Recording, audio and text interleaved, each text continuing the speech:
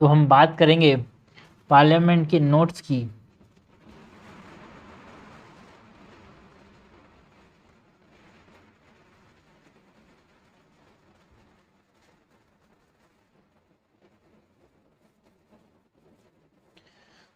Parliament के अंदर सबसे पहले तो ये समझना है भाई हमारे पास कौन कौन से आर्टिकल हैं जो कि पार्लियामेंट के साथ रिलेटेड हैं। आर्टिकल 79 से 112 जो कि पार्ट 5 के अंदर आते हैं, ये सब पार्लियामेंट के साथ डील करते हैं।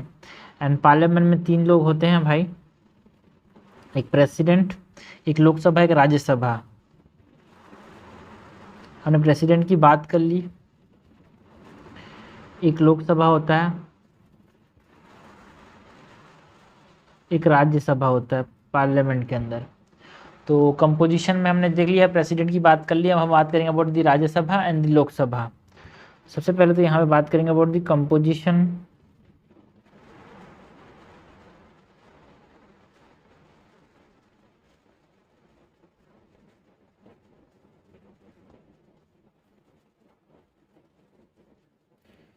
सो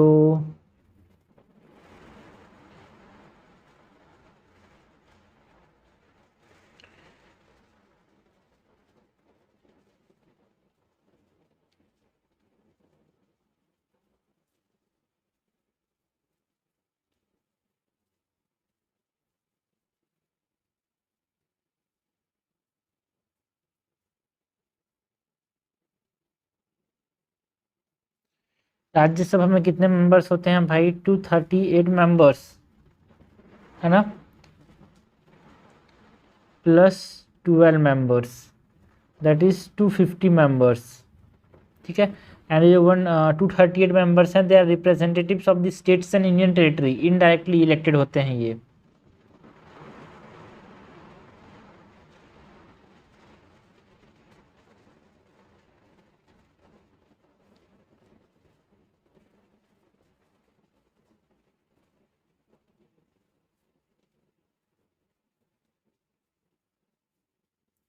एंड 12 जो मेंबर्स होते हैं ये नॉमिनेटेड मेंबर्स होते हैं, is nominated by the president.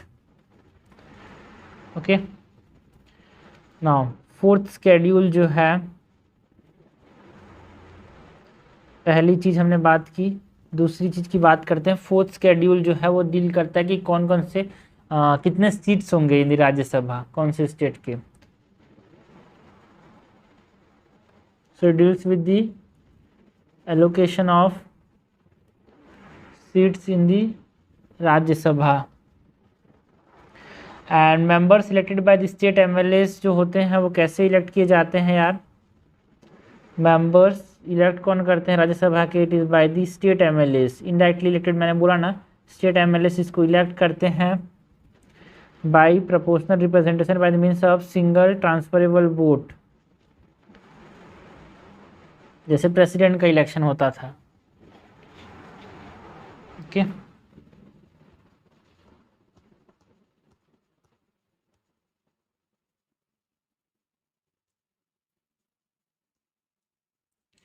And seats जो होते हैं वो डायरेक्टली प्रोपोर्शनल होता है टू दी पॉपुलेशन यार। लाइक यूपी में ज़्यादा पॉपुलेशन है तो वहाँ पर ज़्यादा सीट्स होंगे, त्रिपुरा में कम पॉपुलेशन है तो कम सीट्स होंगे।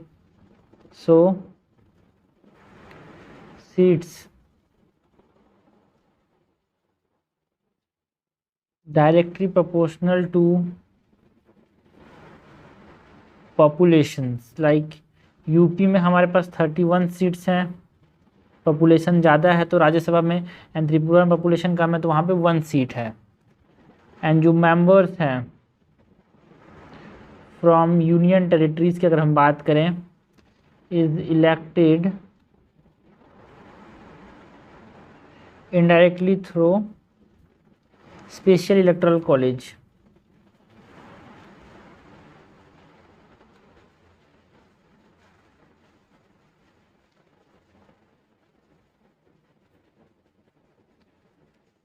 और जो नॉमिनेशन हमने बोला कि भाई कुछ नॉमिनेटेड मेंबर्स भी होते हैं तो राज्यसभा के अंदर, सो ये जो नॉमिनेशन है प्रेसिडेंट करता है। And nomination on the ground of, किस मेंबर्स को, किन लोगों को नॉमिनेट करेगा? So nomination on the ground of art, literature, science and social service.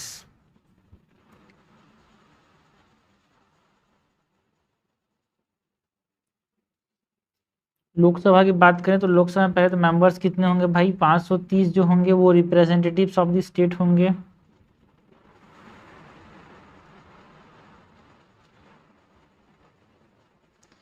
Plus 13 members जो होते हैं ये representatives of union territory. Total कितने हुए भाई, 543। एंड ये जो मेंबर्स हैं ये डायरेक्टली इलेक्टेड होते हैं। यहाँ पे जो मेंबर्स हैं दे आर इनडायरेक्टली इलेक्टेड ना, बट यहाँ पे जो मेंबर्स होते हैं वो डायरेक्टली इलेक्टेड होते हैं फ्रॉम दी टेरिटोरियल कॉन्स्टिट्यूएंसीज।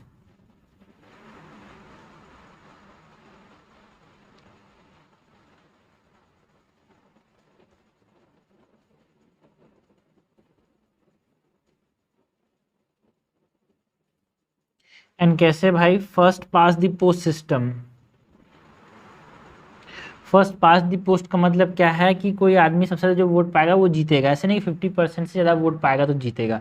10 लोग अगर नॉमिनेटेड किए हैं, 100 लोग वोट कर रहे हैं, तो कोई आदमी को अगर सपोज करो मैक्सिमम 20 मिला है और इससे नीचे एक आदमी को 19 मिला तो ये 21 वाला जीत जाएगा मतलब। ठीक है, तो फर्स्ट पास द पोस्ट, सबसे ज़्यादा जो वोट मिलेगा वो जीतेगा।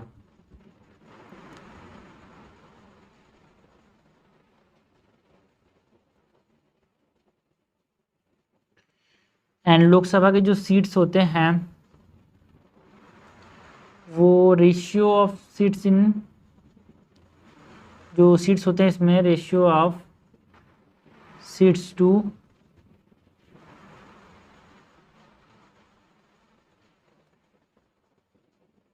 Population is same for all states, है ना।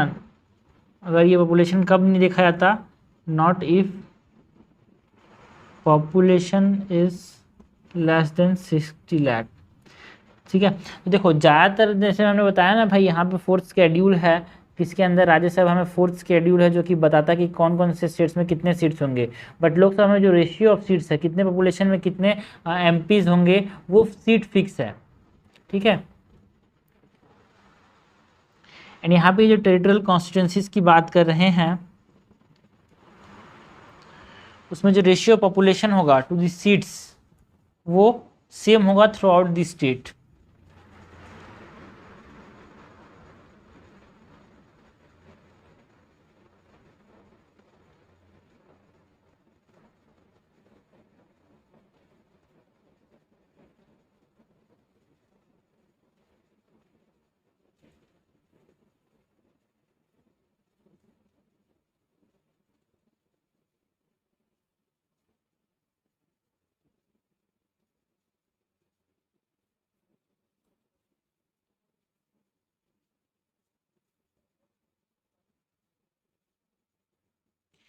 एंड ये जो रीएडजस्टमेंट है of the seats and division of territorial constituencies वो कौन करता है भाई, डिलिमिटेशन कमीशन करता है under the delimitation act. And currently जो सीट्स है ना वो 1971 सेंसस के रिगार्डिंग रोक दिए गए हैं, एंड कॉन्स्टिट्यूंसीज जो है वो 2001 के सेंसस के रिगार्डिंग रोक दिए गए हैं। Readjustment of seats and division of territorial constituencies can be done through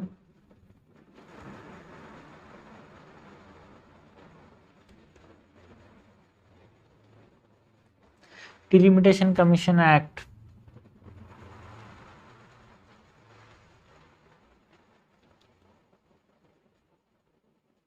currently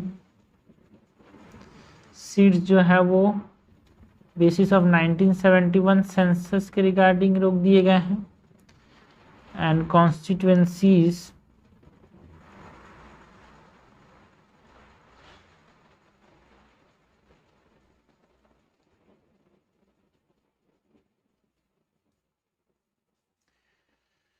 ये हमने बात की regarding the composition of the Lok Sabha and Rajya Sabha. Now vacation है ना of seats for double membership की बात करें, मतलब अगर आदमी जो है लोकसभा और राज्यसभा दोनों में इलेक्ट होते तो क्या वोकेट करना पड़ेगा, क्या होगा सिस्टम, कैसा होगा चीज़ें, उसकी बात करते हैं।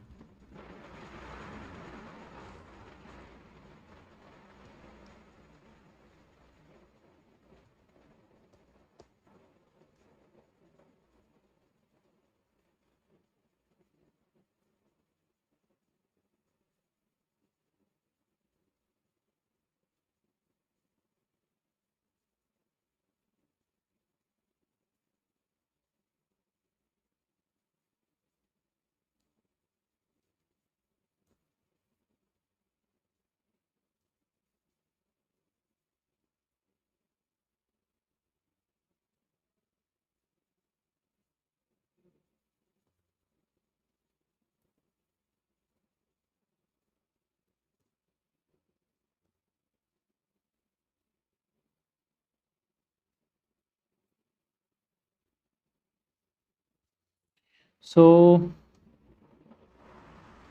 इफ जो इलेक्टेड मेंबर है ना, वो लोकसभा एंड राज्यसभा दोनों में इलेक्ट हो गया, तो इंटीमीडिएट विद इन इन्फॉर्म करना पड़ता है विद इन 10 days,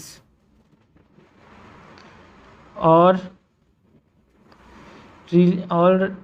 एल्स जो राज्यसभा का सीट होगा ना वो अपने आप वेकेंट हो जाएगा।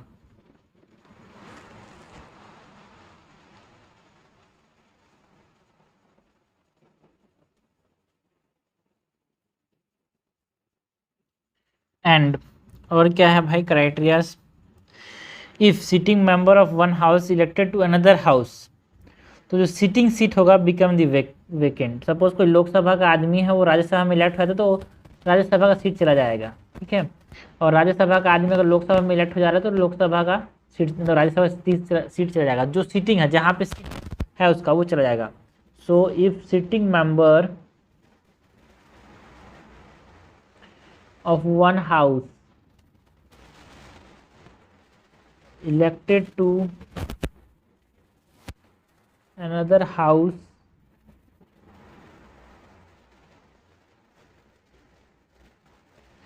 sitting seat become vacant if elected for 2 seats in a house। अगर 2 सीट एक ही हाउस में इलेक्ट किया गया तो should opt to release both seat, मतलब अगर एक को वो नहीं बोला कि इस सीट मेरे को चाहिए तो दोनों सीट वेकेंट हो जाएगा भाई। शुड ऑप्ट वन और else both become vacant if elected both as MP, ठीक है, पार्लियामेंट MP के फॉर्म में इलेक्ट हुआ एंड MLA की फॉर्म में इन दी स्टेट लेजिस्लेचर। तो जो MP सीट है बिकम वेकेंट अगर उसने रिजाइन नहीं किया MLA सीट से 14 days के अंदर। he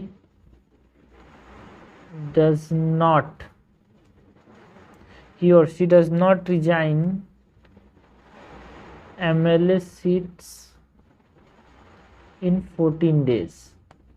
तो ये हमने बात की रिगार्डिंग व्हाट, कौन कौन से कंडीशंस में यहाँ पे डबल मेंबरशिप के केस में क्या क्या यहाँ पे चला जाता है, वेकेंट हो जाता है, ठीक है ना। अगर हम बात करें ड्यूरेशन की, duration of the Lok Sabha and Rajya Sabha की जो मेंबरशिप है उसकी, या फिर एक तरह से डिस्क्वालिफिकेशन फॉर डिफेक्शन की बात करते हैं यार। Vacation of seats for double membership की तो बात कर ली, इसके साथ यहाँ पे बात करते हैं disqualification for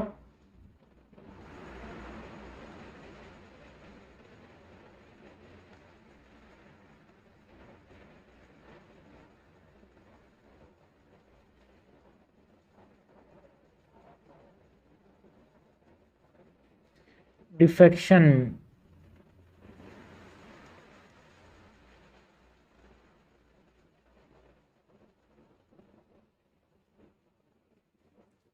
so giving up membership of इस पॉलिटिकल पार्टी, तो वो डिस्क्वालीफाई हो जाएगा भाई। जिस मेंबरशिप पे, जिस पार्टी के चिन्ह पे वो लड़ा था, उसी चिन्ह को उसने छोड़ दिया, तो ये तो ऐसी बात हो गई भाई, जिस है ना, आपने जिस आदमी को जिस गाड़ी पे चढ़ के रास्ता पार के उसी गाड़ी को छोड़ दिया, तो उसी प्रकार से डिस्क्वालीफाई कर दिया जाएगा। Giving up membership of his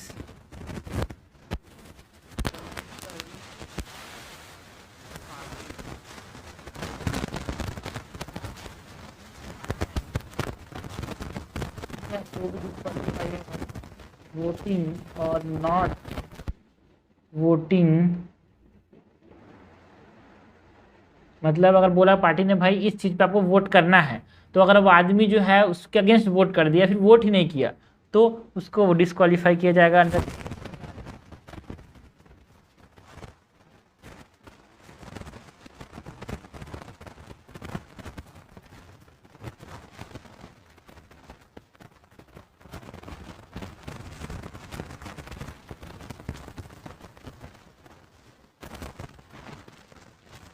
and independent candidate ने अगर बिना कोई वोट के अगर किसी ने चुनाव जीता है, तो उसका पहचान तो इंडिपेंडेंट जैसे था। अगर वो अन्य पॉलिटिकल पार्टी को ज्वाइन कर लेता है, तो धोखा हो गया उसके साथ, लोगों के साथ। लोगों ने सब सोचा था कि भाई किसी पार्टी के साथ नहीं जुड़ा है, इसीलिए शायद वोट किए होंगे, और वो किसी के साथ बाद में जुड़ जाता है, तो एक तरह से तो लोगों के विश्वास के ऊपर वो हो गया, विश्वासघात का, इसीलिए डिस्क्वालीफाई हो जाएगा अंडर डिफेक्शन, फॉर डिफेक्शन। तो independent candidate joins any other party, then will be or he will be disqualified. अगर कोई नॉमिनेटेड एमपी है, तो नॉमिनेटेड ज्वाइन कर लेना चाहिए कोई पॉलिटिकल पार्टी को। अगर वो 6 मंथ के बाद ज्वाइन कर रहा है, तो nominated MP joining any political party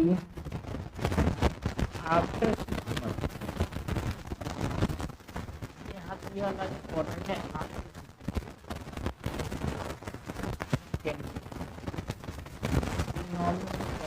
दोनों के लिए बहुत ईजी है।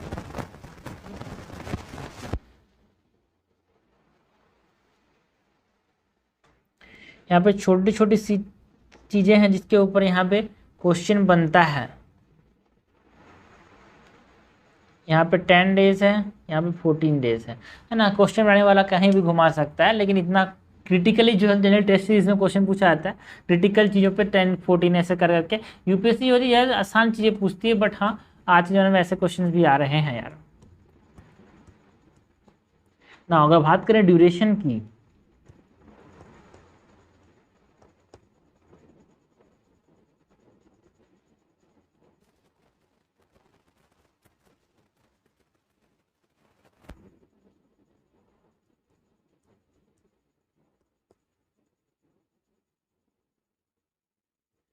तो ड्यूरेशन में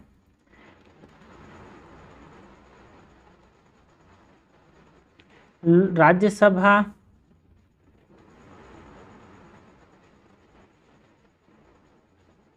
का ड्यूरेशन, लोकसभा का ड्यूरेशन। तो राज्यसभा के ड्यूरेशन की बात करें तो इसमें परमानेंट बॉडी है भाई राज्यसभा, तो it is not subject to dissolution.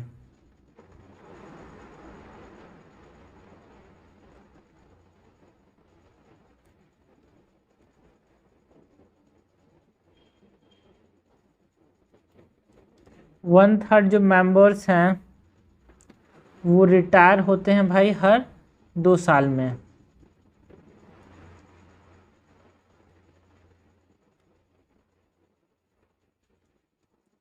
And nominated every 3rd year, 2 साल में रिटायर हो गए तो हर तीसरे साल में नॉमिनेट किए जाते हैं नॉमिनेटेड मेंबर्स जो हैं।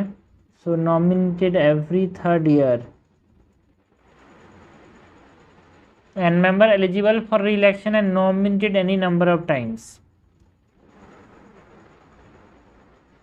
members eligible for re-election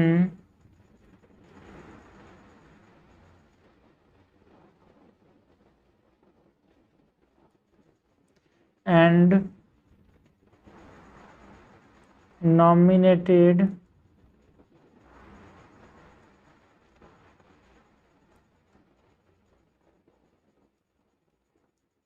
and ये जो elected for how many years, जो इलेक्ट किया था राज्यसभा में 5-6 साल। तो दोनों को समझना भाई कि 6 साल कहाँ पे है, 6 साल है राज्यसभा में, लोकसभा में 5 साल, ठीक है। 6 साल को लोग कंफ्यूज हो जाते हैं बार बार, गलती से हो जाता है भाई, इंसान गलती कर लेता है, ठीक है। तो लोकसभा में यहाँ पे हर मतलब 5 ईयर का टर्म होता है भाई, कोई मेंबर को इलेक्ट करें तो। एंड प्रेसिडेंट जो है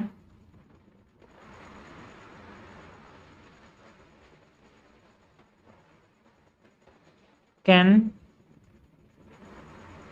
dissolve the Lok Sabha before completion of term, and term can be extended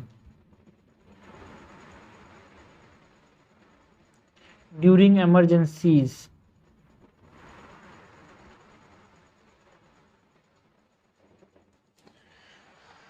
ठीक, किसकी बात की हमने बात की अबाउट दी राज्यसभा यार।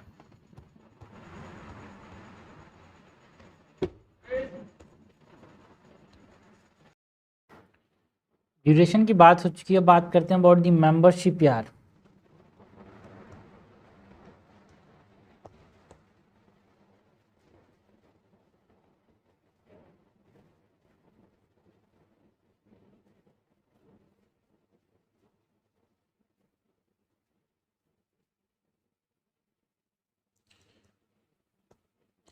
मेंबरशिप में यहाँ पे हम बात करेंगे about the qualification and disqualification.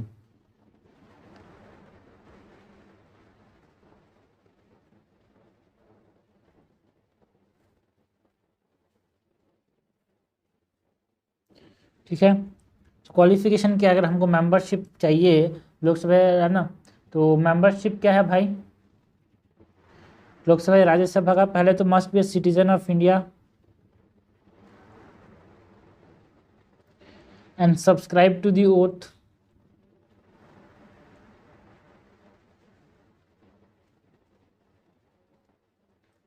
And more than 30 years या फिर इक्वल टू 30 ईयर्स होना चाहिए फॉर राज्यसभा,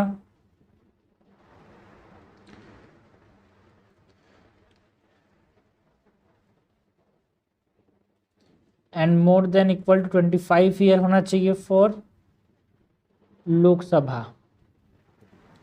ठीक है, तो ऐसे याद रखना भाई, राज्यसभा में बूढ़े लोग रहते हैं, बूढ़े बुजुर्ग लोग बैठते हैं, तो उसमें ज़्यादा 30 ईयर्स। डिसक्वालिफिकेशन की बात करें तो अगर कोई भी राज्यसभा या फिर लोकसभा का मेंबर अगर कोई ऑफिस ऑफ प्रॉफिट होल्ड करता है तो उसको डिसक्वालीफाई कर दिया जाएगा। एंड अगर अनसाउंड माइंड हो गया तो भी डिसक्वालीफाई कर दिया जाएगा, या फिर अनडिस्चार्ज इंसॉल्वेंट, मतलब अगर कंगाल हो गया तो भी इसको डिसक्वालीफाई कर दिया जाएगा, बिकॉज जो अपने आप को नहीं संभाल पा रहा है, जो खुद कंगाल हो जा रहा है, जिससे क्या संभालेगा। एंड अगर not a citizen of India तो भी उसको क्या कर दिया जाएगा, डिसक्वालीफाई कर दिया जाएगा। ये हमने बात की about the membership duration. Next हम बात करते हैं about the presiding officer of the parliament.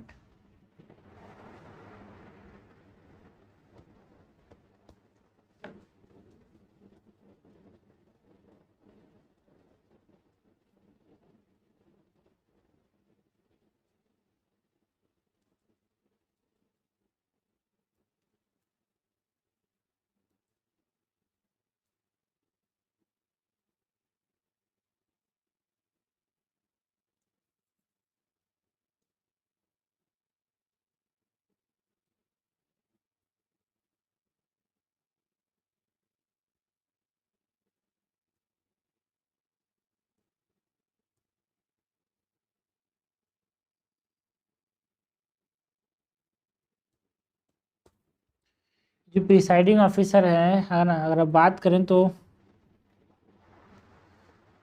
जो प्रिसाइडिंग ऑफिसर है ये लोकसभा में क्या कहलाता है भाई, स्पीकर। एंड राज्यसभा में क्या कहलाता है, chairman.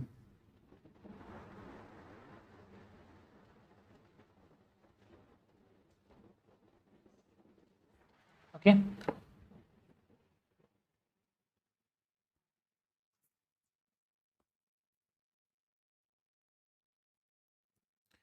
Speaker of the Lok Sabha की बात करें तो जो स्पीकर है it is elected among the members of लोक सभा MPs। दूसरा, एंड जो डेट ऑफ इलेक्शन है स्पीकर का it is fixed by president.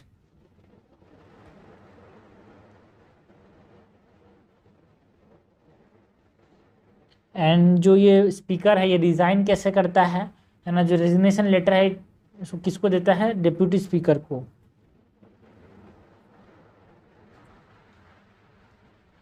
Resign bye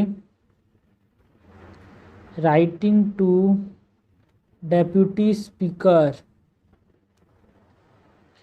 and can be remove by effective majority. जैसे स्पीकर को क्या इफेक्टिव मेजोरिटी से रिमूव कर रहे हैं उसी प्रकार से वाइस प्रेसिडेंट को भी इफेक्टिव मेजोरिटी से रिमूव करते हैं। Can be remove by effective majority. And what is effective majority, half of the effective strength means half of all minus vacant seats, and during removal he can vote in first instance as a normal MP।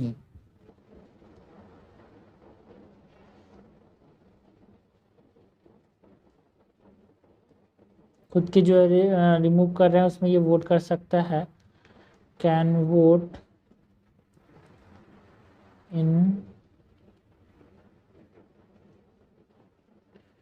first instance as a normal MP। And if Lok Sabha is dissolved,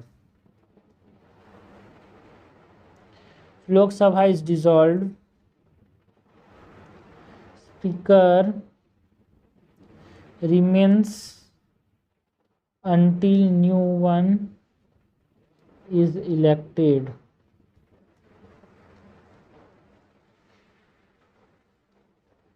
and he prescribe over a joint sitting. यार जो speaker of the Lok Sabha है वो किसके ऊपर होता है, preside किसको करता है, presides over a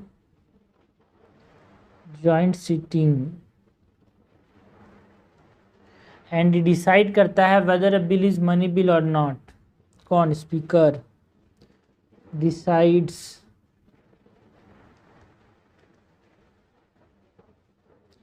whether a bill is money bill or not। And जो स्पीकर है decide question of disqualification on defection, decides questions of disqualification on defection. And जो स्पीकर जो लोकसभा है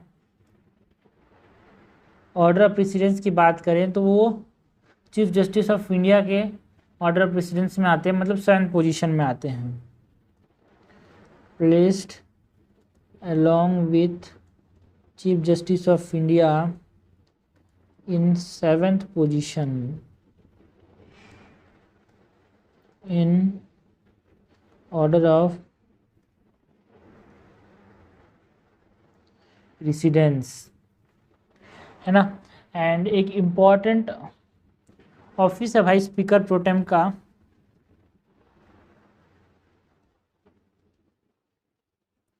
ये स्पीकर प्रोटेम है क्या?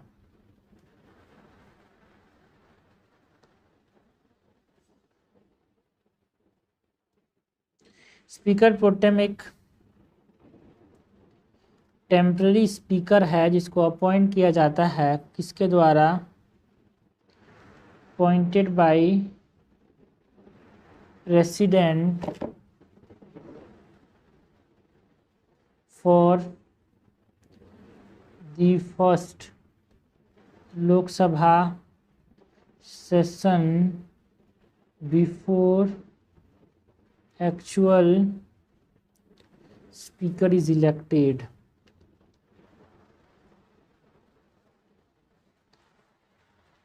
ओके, एक्चुअल स्पीकर के elect होने से पहले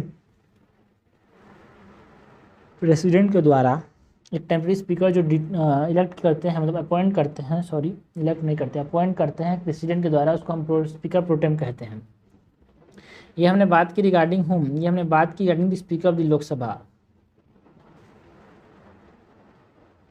अगर हम बात करें चेयरमैन ऑफ राज्यसभा की, तो vice president is the ex officio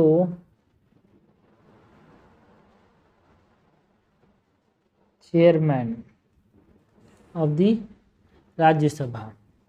and removal की बात करें इफेक्टिव मेजोरिटी भाई, तो देखो चेयरमैन जो कि वाइस प्रेसिडेंट है उसका भी removal, and vice presiding officer of the Lok Sabha and presiding officer of the Rajya Sabha, दोनों का इफेक्टिव मेजोरिटी से रिमूव किया जाता है। इस प्रकार से आप याद रख लेना। और presiding officer of the Rajya Sabha is nothing but he is the president, he और she is the president, so vice president. So removal by effective majority, removed as vice president.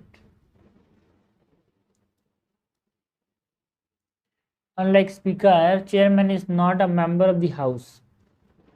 speaker एक member होता है, बट जो chairman होता है is not, he और she is not the member of the house. Chairman is not member of the house.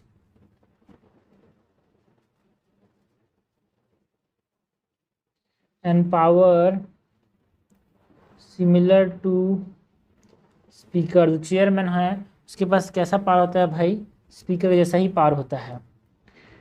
And during his removal he can not vote in first instance like speaker. First instance में vote नहीं कर सकता भाई, like speaker. यहाँ से question बनता है, ठीक है। तो ये हमने बात की regarding the presiding officer of the parliament, ठीक है। तो बात करते हैं लीडर्स इन द पार्लियामेंट की, ठीक है।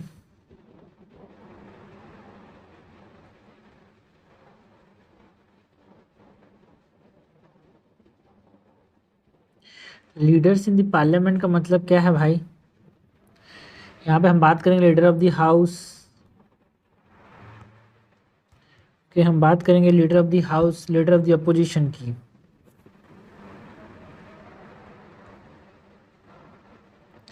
लीडर ऑफ द हाउस की बात करें तो लीडर ऑफ द हाउस कौन होता है भाई, prime minister is the leader of the house to which he belongs.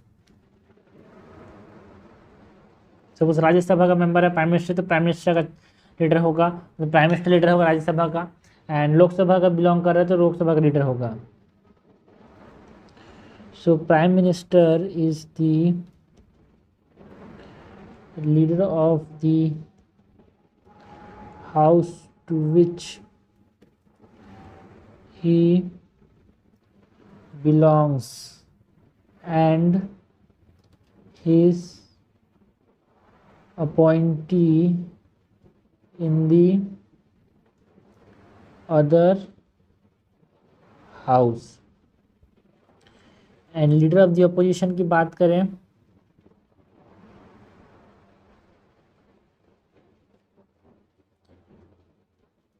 So leader of the largest party, largest opposition party, largest opposition party more than 1/10 of total seats जो रखा है, कम से कम ये criteria तो होना चाहिए ना, वो लार्जेस्ट पॉलिटिकल पार्टी होगा एटलीस्ट इतना होना ही चाहिए। एंड अकॉर्डेड है ना, एक तरह से एक स्टेटरी रिकॉग्नाइजेशन दिया गया है लीडर ऑफ अपोजिशन को 1977 में। अकॉर्डेड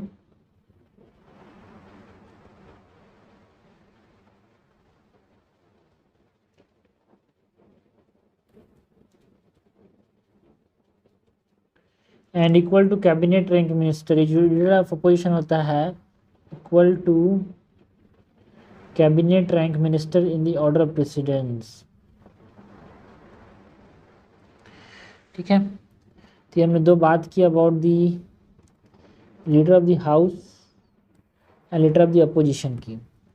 नेक्स्ट हम बात करते हैं session of the parliament. Different different sessions की बात करेंगे, समनिंग, एडजॉर्नमेंट, ये सब की बात करेंगे।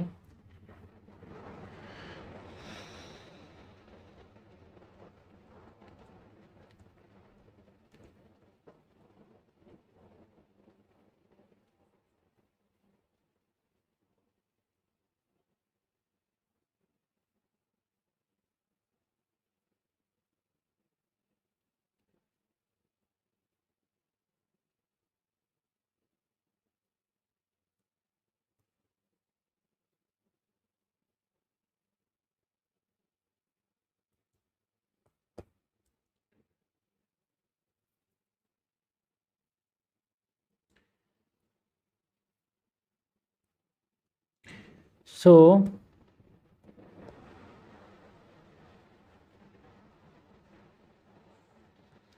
सेशन ऑफ द पार्लियामेंट की बात करें तो इसमें हमारे पास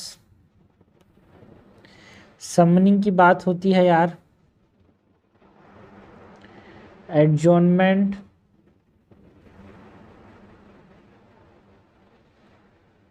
एडजॉर्नमेंट सीने डीए,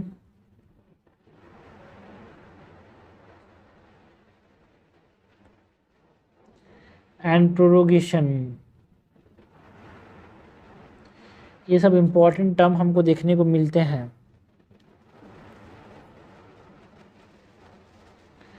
सबसे पहले तो यहाँ पे समनिंग का मतलब देखते हैं यार। समनिंग का मतलब क्या है, जो प्रेसिडेंट है summon the parliament for session, start करना।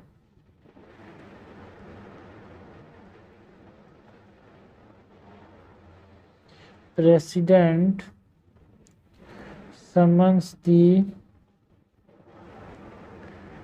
Parliament for sessions. पहली बात तो पार्लियामेंट के अंदर सेशंस की बात करें भाई, तो हमारे पास 3 सेशन होते हैं। एक होता है विंटर सेशन, एक समर, एक होता है बजट सेशन, एक मानसून सेशन, एक विंटर सेशन। तो इन 3 सेशन को यहाँ पे समन कौन करेगा, स्टार्ट कौन करेगा, प्रेसिडेंट स्टार्ट करेगा भाई। ठीक है,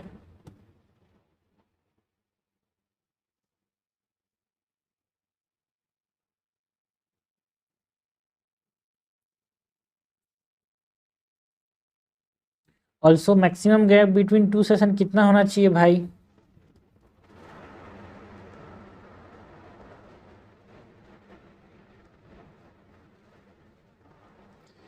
इस 6 मंथ।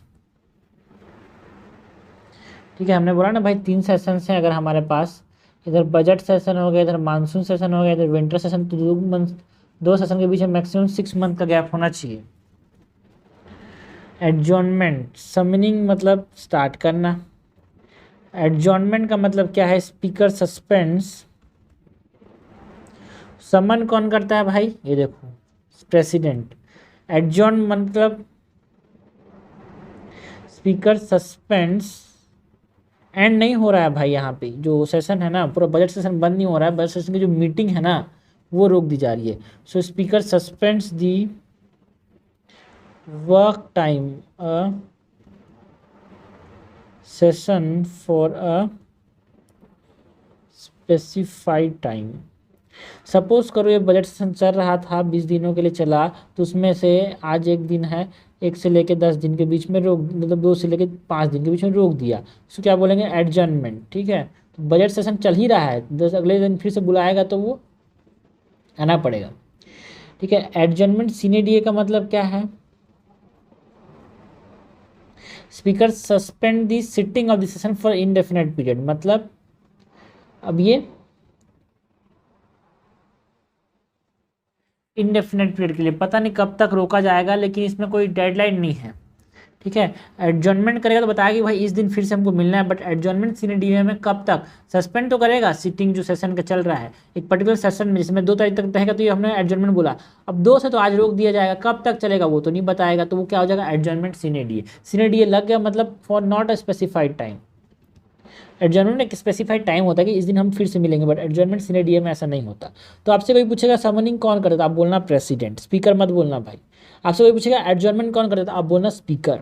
आपसे कोई बोलेगा एडजॉर्नमेंट सीने डीए कौन करता था, आप बोलना speaker. Speaker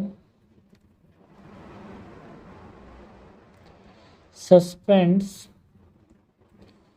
the sitting in the session for a indefinite period। ठीक है। तो एडजॉर्नमेंट और एडजॉर्नमेंट सीने डीए दोनों स्पीकर करता है। नाउ प्रोरोगेशन की बात करना है। प्रोरोगेशन का मतलब क्या है? सेशन को ख़त्म करना है। दिस इज स्टार्ट, इसको यहाँ से समझो तो इसी स्टार्ट है, ये इंड है, एंड ये ब्रेक है। स्कूल जाते थे तो स्कूल की स्टार्टिंग टाइम ये है, स्कूल का एंडिंग टाइम ये है, और ये लंच ब्रेक है, ऐसे समझ लेना। ये लॉन्गर ड्यूरेशन के लिए ब्रेक है, विदाउट एनी स्पेसिफाइड टाइम, ये 1 घंटे के लिए ब्रेक है, ऐसे याद रख लें। ठीक है, जस्ट फॉर एग्जाम्पल।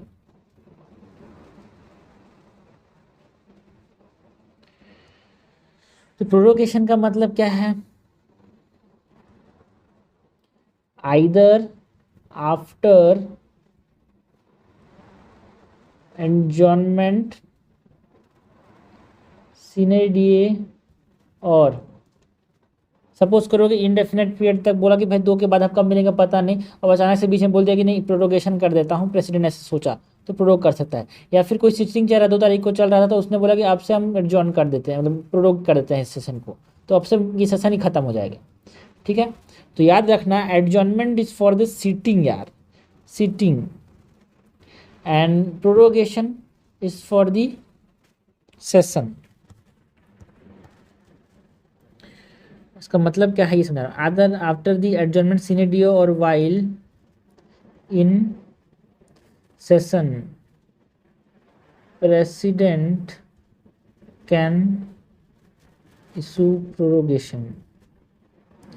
यहाँ पे इम्पोर्टेंट चीज़ ये है कि प्रेसिडेंट समन करता है, प्रेसिडेंट प्रोरोग करता है, स्पीकर एडजॉर्नमेंट करता है, एडजॉर्नमेंट सीने डीए स्पीकर करता है, ये सिंपल सा।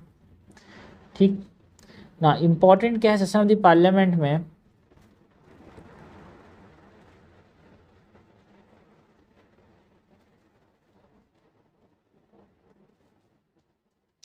यहाँ पे 2 और टर्म की बात करेंगे, dissolution and the position with respect to lapsing of the bill. जब डिसॉल्व होता है तो क्या क्या चीज़ें होती है उसके बारे में यहाँ पे बात करने वाले हैं।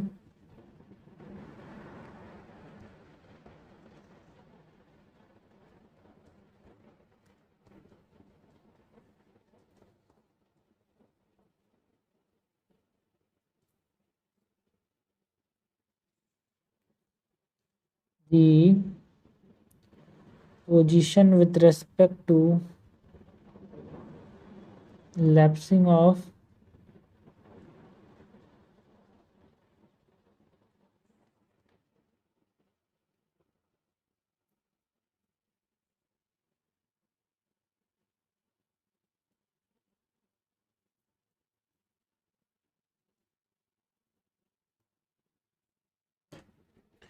तो डिसोल्यूशन की बात करें तो इम्पॉर्टेंट ये है कि only Lok Sabha is subject to dissolution, क्योंकि हमको पता है कि राज्यसभा एक परमानेंट बॉडी है।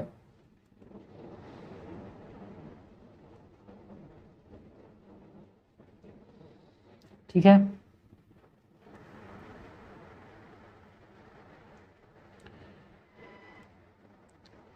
एंड प्रोरोगेशन का मतलब क्या है? In the session but dissolution it's the very life of the existing house. दोनों में अंतर समझना। ये इंड, इसका मतलब आप समझोगे अगर तो ये द इंड है, सेशन ही खत्म।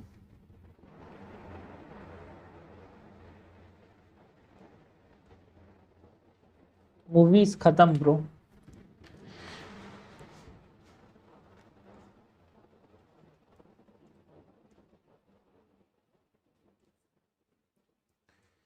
सो prorogation ends the sessions, dissolution ends the very life of the existing house। Life को ही ख़त्म कर दिया, मतलब लोकसभा जो चल रहा था वो डिसॉल्व हो गया। तो सपोज करो कि अब से 5 साल का टर्म था, 1 साल 2 साल, 2 साल में ये डिसॉल्व हो गया। सीटिंग कब होगा? दूसरा साल में 1 2 3 सेटिंग था, मानसून, बजट, मानसून और विंटर। तो एक अगर मानसून में सेशन प्रोरोग हुआ तो विंटर चलेगा, बट मानसून में अगर डिसॉल्व हुआ तो ये पूरा 4 साल खत्म, मतलब अगले 3 साल खत्म। समझ गए? Simple. And automatically after 5 years, नहीं तो बीच में भी डिसॉल्व हो जाता है, बीच में कौन कर सकता है? By president.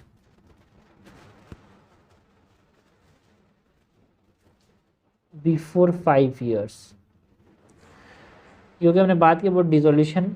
Now the position with respect to lapsing of the bill, इसके ऊपर क्वेश्चन आते हैं, इसकी बात कर रहे हैं भाई।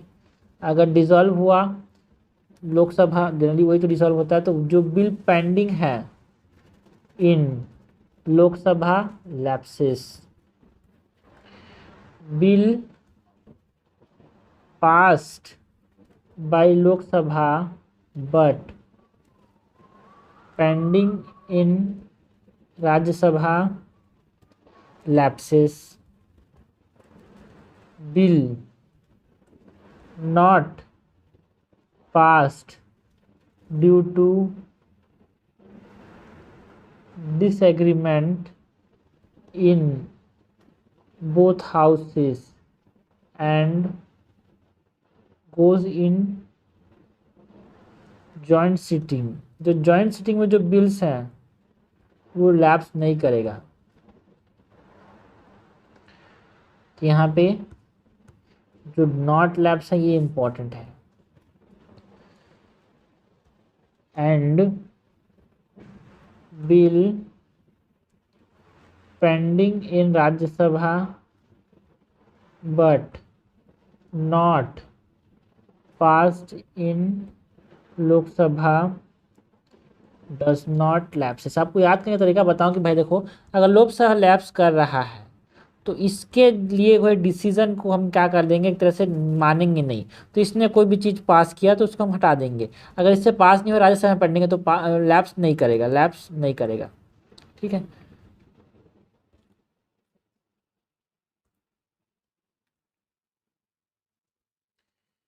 Bill passed by both houses waiting for president's assent does not lapse। क्योंकि यहाँ पे राज्यसभा के, लोकसभा के साथ साथ राज्यसभा का एसेंट है भाई। अगर लोकसभा के डिसॉल्व होने से राज्यसभा के डिसीजन को एक तरह से ना खारिज करने वाली बात हो जाएगी, अगर लैप्स हो जाएगा तो वो प्रिंसिपल के खिलाफ है। Bill Saint back for consideration by the president does not lapse because इसमें डिसीजन लोकसभा का इन्वॉल्व नहीं है। लैप्सेस जो चीज़ें हो रही है उसमें लोकसभा का डिसीजन इन्वॉल्व है। जैसे कि पहला केस है, लैप्स सभा bill pending in Lok Sabha, Lok Sabha से पहले पेंडिंग है, वो लैप्स कर जाएगा। Bill passed by the Lok Sabha decision important, यहाँ पे ये लैप्स कर जाएगा, बाकी कोई भी लैप्स नहीं कर रहा है। ये दो चीज़ को याद रख लो, कब कब लैप्स होता है, फिर बाकी किसी केस में यहाँ पे not lapse, not lapse, not lapse.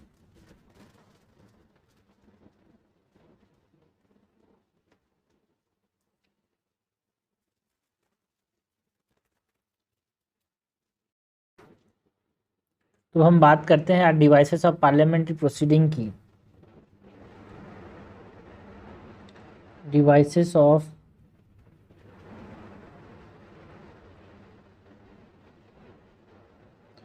Parliamentary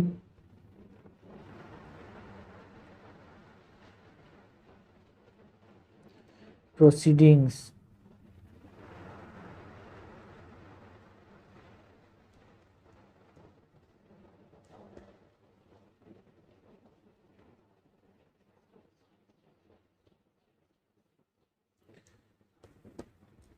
सबसे पहले तो इसमें आता है क्वेश्चन आवर।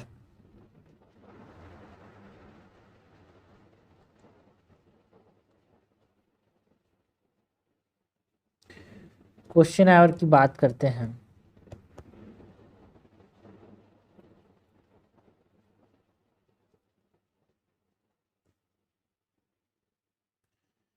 तो क्वेश्चन आवर ये फर्स्ट आवर ऑफ दी है ना सिटिंग होता है भाई, जहाँ पे MPs ask the question and ministers जो होते हैं उसको आंसर करते हैं।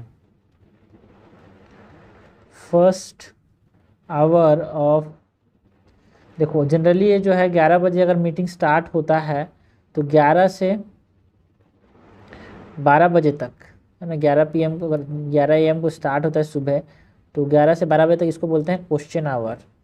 उसके बाद 12 से 1 बजे तक क्या बोलते हैं, इसको बोलते हैं ज़ीरो आवर। फिर लंच ब्रेक होता है 3 बजे तक, 2 से 3, फिर 3 से 5 तक चलता है, उसको बिजनेस आवर बोलते हैं।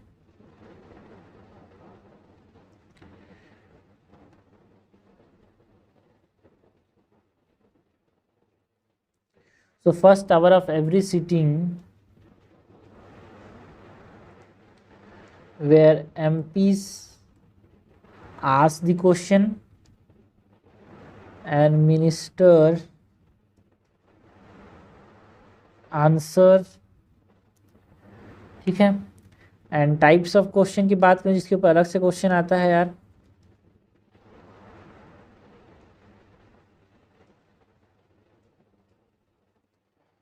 तो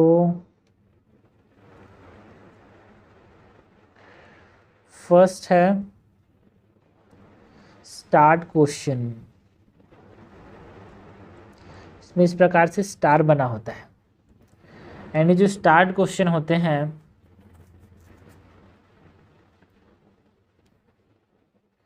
दे requires oral answers, supplementary questions can be followed, ठीक है। जो ओरल आंसर्स दे रहे हैं उसमें सप्लीमेंट्री क्वेश्चन पूछा जा सकता है स्टार्ट क्वेश्चन में। एंड ये जो सप्लीमेंट्री क्वेश्चंस होते हैं can follow which are printed in green.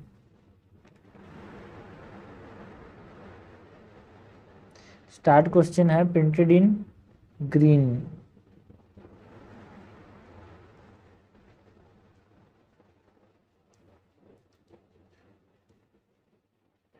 दूसरा जो है वो है अनस्टार्ट क्वेश्चन।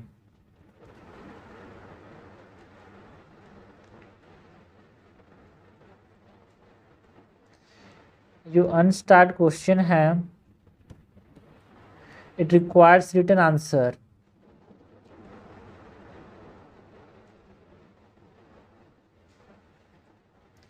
एंड इसमें supplementary question, because written answer चाहिए ना भाई, तो supplementary question can not be followed.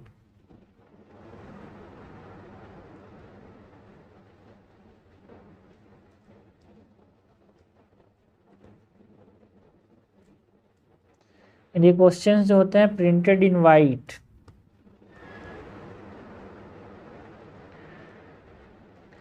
एक होता है short notice question.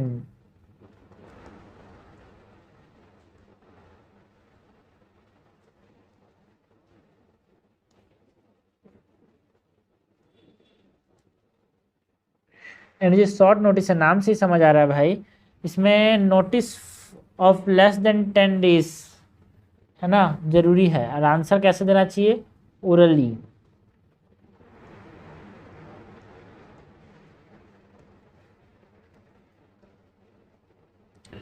Notice of less than 10 days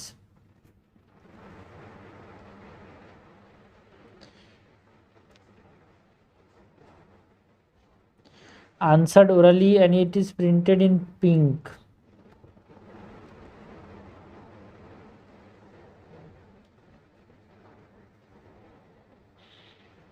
private member से भी क्वेश्चन पूछा जा सकता है भाई, मिनिस्टर मतलब जो एमपीज हैं उनके द्वारा, जो मिनिस्टर्स नहीं है उनसे, तो it is printed in yellow. Question can also be asked to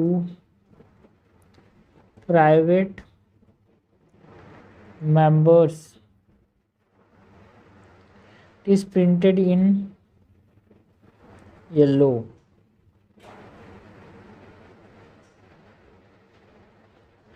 ये बात की about the question hour. Next अगर हम बात करें 0 hour की,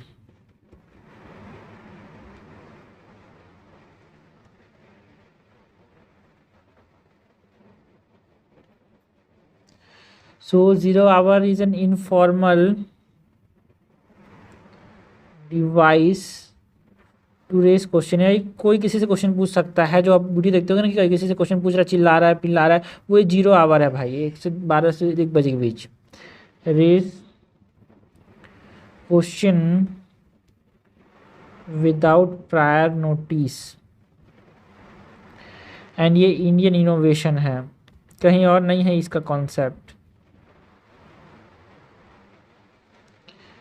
and it start immediately after question hour, मतलब 1 से 11 बजे नहीं चालू होता है, 11 से 12 तक क्वेश्चन आवर रहेगा, उसके बाद 0 hour चलेगा 12 से 1 बजे तक। ठीक है, तो ये हो गया, हमने बात की क्वेश्चन आवर 0 hour की। ना कुछ इंपॉर्टेंट मोशंस की बात करते हैं यार।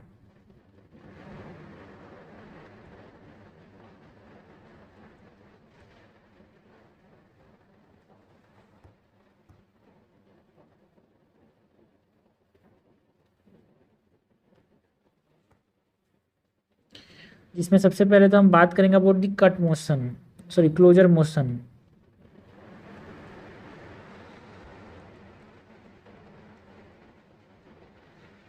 फिर बात करते हैं, इससे पहले तो हम बात करते हैं अबाउट कॉलिंग अटेंशन मोशन की।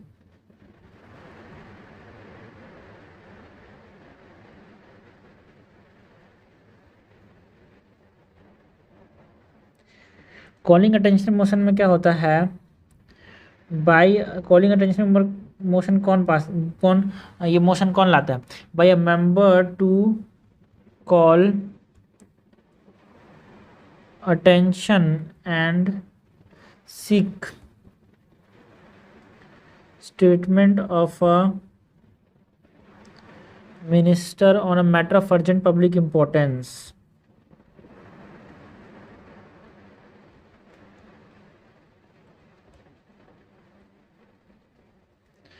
ठीक है, और ये भी calling attention motion is also Indian innovation. तो 0 hour as well as calling attention motion are, ये दोनों जो है वो इंडियन इनोवेशन है। इसके ऊपर क्वेश्चन आता है भाई, calling attention motion and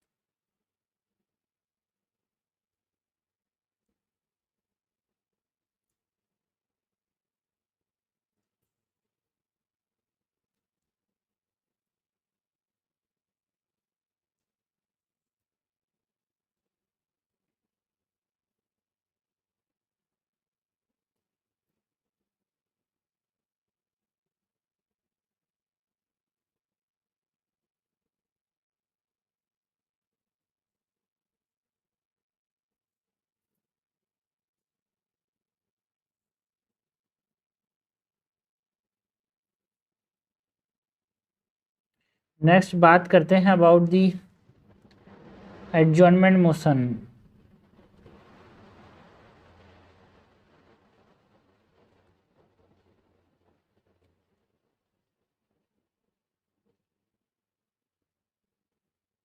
adjournment motion क्यों लाया जाता है? To draw attention of the house to definite matter of urgent public importance, है ना। तो कॉलिंग अटेंशन मोशन जैसा ही है, बट इसमें नीड सपोर्ट ऑफ 50 मेंबर्स यार। और ये इंपॉर्टेंट है कि एडजॉर्नमेंट मोशन ज़्यादा समय तक चलना चाहिए, 2 घंटे 2.5 घंटे ज़्यादा चलना चाहिए, ये भी इंपॉर्टेंट है। So to draw attention of the house to a definite matter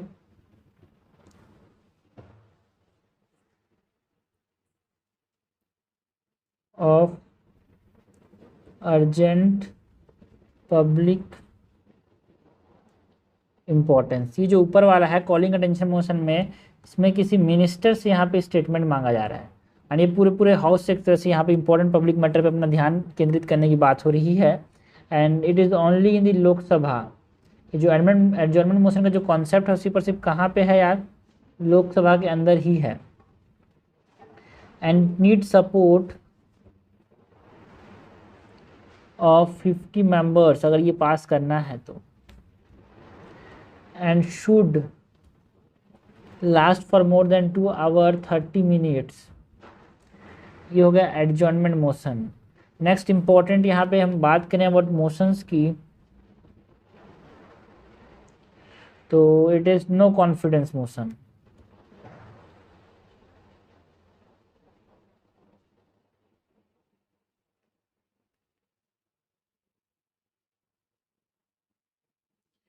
no confidence motion में इंपॉर्टेंट क्या है? आर्टिकल 75 जो है, ये क्या बोलता है? मिनिस्टर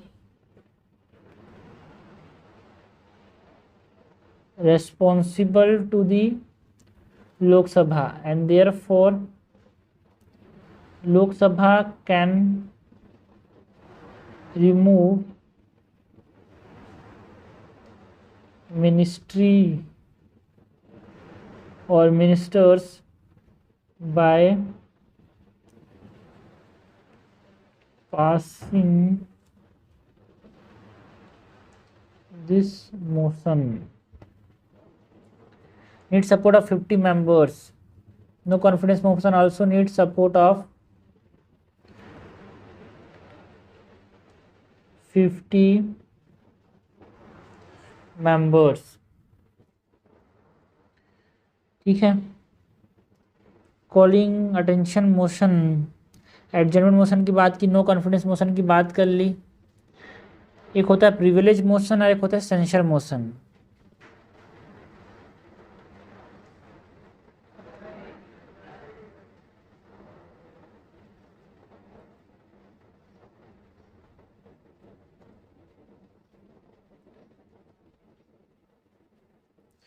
जो प्रिविलेज मोशन है, it is moved by an MP against a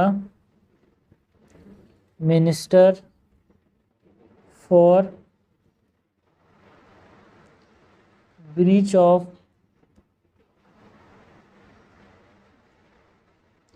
privilege of the house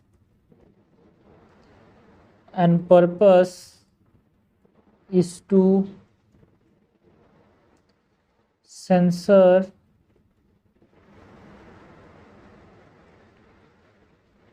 concerned minister।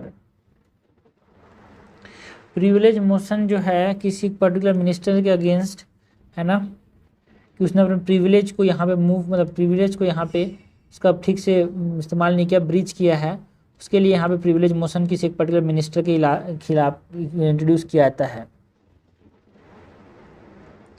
Next is sensor motion.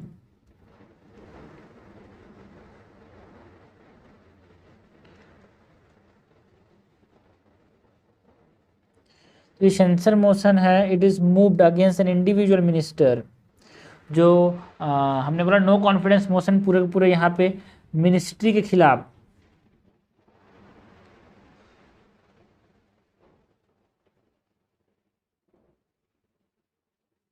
No confidence pass motion pass हो जाता है तो गवर्नमेंट को रिजाइन करना पड़ता है, ठीक है। सो ये सेंसर मोशन एक इंसान के खिलाफ हो रहा है, against a individual minister, against an individual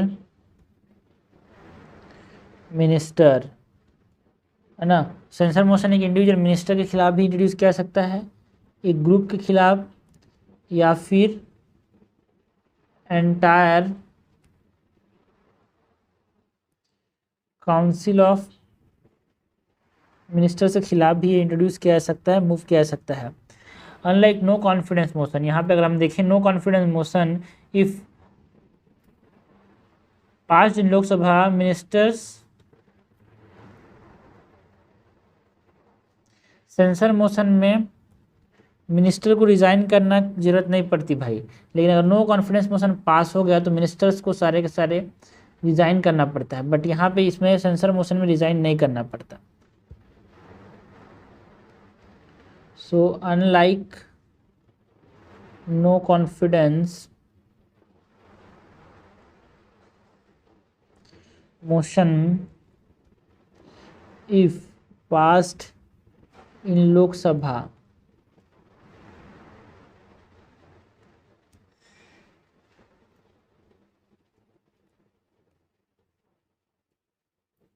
ministers need not resign.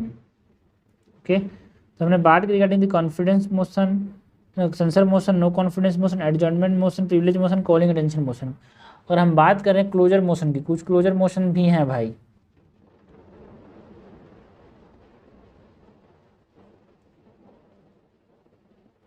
तो क्लोजर मोशन किस लिए होता है? To cut short the debate and put it to vote.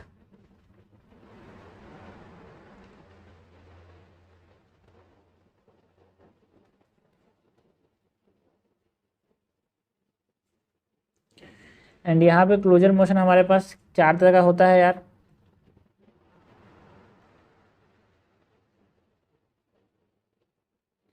पहला है सिंपल क्लोजर, दूसरा है क्लोजर बाय कंपार्टमेंट, तीसरा है kangaroo closure, and fourth is guillotine closure. Simple closure का मतलब क्या है? It is sufficiently discuss put to a vote. Matter जो है सफिशिएंटली डिस्कस किया जा चुका है, अब वोट देने के लिए चालू करते हैं। So put to vote now. And closure by compartment में क्या होता है? लेंदी रिजोल्यूशन कोई होता है is grouped into parts and put to vote. कोई लेंथी रिजोल्यूशन छोटे छोटे पार्ट में डिवाइड कर देंगे और उसमें वोट देंगे, ठीक है। कंगारू क्लोजर, नाम से समझ आ रहा है only important clauses are put to vote, other is skipped. इसको नाम कंगारू क्यों दिया? बिकॉज कंगारू जंप मार मार के चलता है, तो स्किप कर करके यहाँ पे हम इंपॉर्टेंट चीज़ों को डिस्कस करेंगे, बाकी अनइम्पॉर्टेंट चीज़ों को स्किप कर देंगे, इसलिए इसको कंगारू क्लोजर बोला। ग्लूटिन क्लोजर, नाम से समझ आ रहा है कोई अनडिस्कस्ड। ग्लूटिन जो होता है ना, जर्मनी में गला काटने के लिए इस्तेमाल किया जाता था, तो उस प्रकार से इसमें अनडिस्कस्ड जो भी है पार्ट जो होता है ऑल्सो पुट टू वोट, और ख़त्म करो यार मैटर को।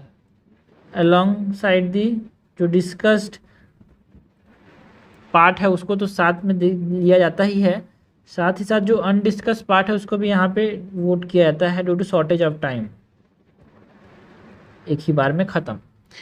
सी हमने बात की अबाउट दी क्लोजर मोशन। तो डिफरेंट डिफरेंट हमने मोशंस की बात की यार, calling attention motion, privilege motion, censure motion, no confidence motion. Closure motion में हमने बात की सिंपल क्लोजर की, क्लोजर बाय कंपार्टमेंट की, ठीक है,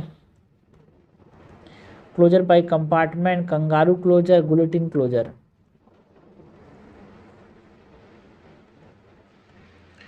ओके, तो question hour 0 hour calling attention motion, privilege motion, adjournment motion, no confidence motion, censure motion, closure motion. ठीक है, इसमें सबसे इंपॉर्टेंट आप समझना तो ये क्लोजर मोशन नहीं है भाई, नो कॉन्फिडेंस मोशन है, बिकॉज इसमें पूरे पूरे लोकसभा को रिजाइन करना पड़ता है भाई ना। अगर हम बात करें जॉइंट सीटिंग की, जॉइंट सीटिंग की बात करते हैं भाई,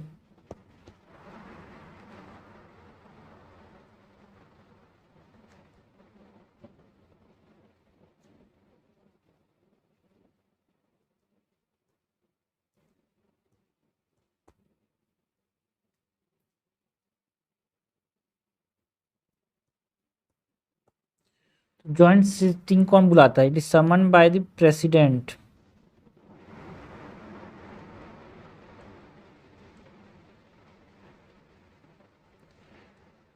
and it is applicable to ordinary and financial bills only.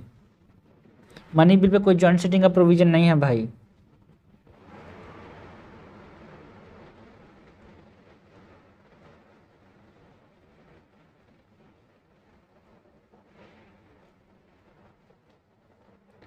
Lok Sabha speaker presides the sitting, बुलाता प्रेसिडेंट है लेकिन ऊपर कौन बैठेगा? प्रिसाइड कौन करेगा? लोकसभा स्पीकर। एंड कोरम की बात करें, कम से कम मिनिमम कितने होना चाहिए भाई? 1/10 of the total members of both houses. And pass करने के लिए यहाँ पे सिंपल मेजोरिटी की जरूरत पड़ती है।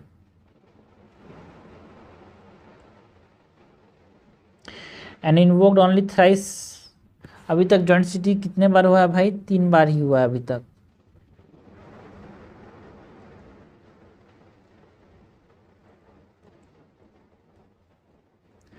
अगर हम बात करें कुछ प्रिविलेजेस की, ठीक है, तो कुछ इंडिविजुअल प्रिविलेजेस हैं, कुछ कलेक्टिव प्रिविलेजेस होते हैं भाई लोकसभा एंड राज्यसभा में।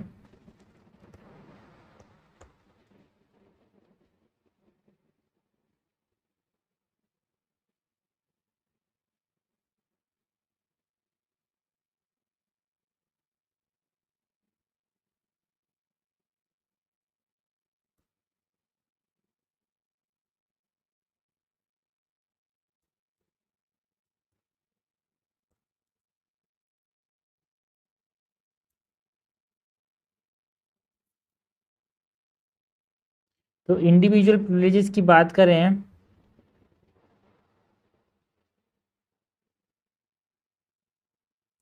तो एमपीज जो होते हैं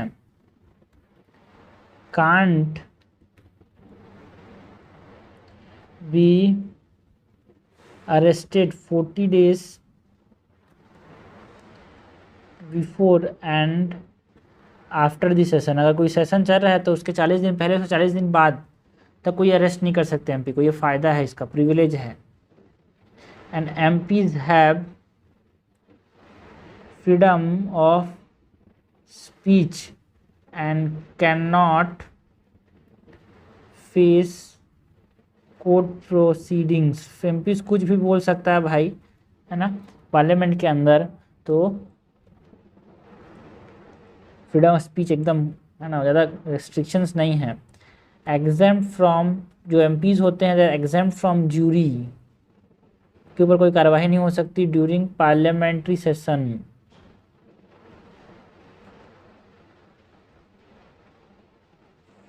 तो ये इंडिविजुअल यहाँ पे प्रिविलेजेस हैं। अगर हम कलेक्टिव प्रिविलेजेस की बात करें जो एमपीज को मिलते हैं, तो ये क्या है भाई? Right to publish reports, debates and proceedings, and also right to exclude strangers from its proceedings। And और क्या क्या राइट्स है भाई, right to punish members as well as outsiders for its breach. अगर कलेक्टिव प्रिविलेजेस का breach हो रहा है तो उनके पास ये पावर है उसको पनिश भी कर सके। And the courts prohibited enquiring into the proceedings of the house. Court जो है वो जो इंक्वायरी हो रही है हाउस में, मतलब जो प्रोसीडिंग्स हो रही है हाउस में, उस पर इंक्वायरी नहीं कर सकती भाई, क्या बोल रहे हैं, कुछ गलत बोल रहे हैं, सही बोल रहे हैं। So court is prohibited inquiry into the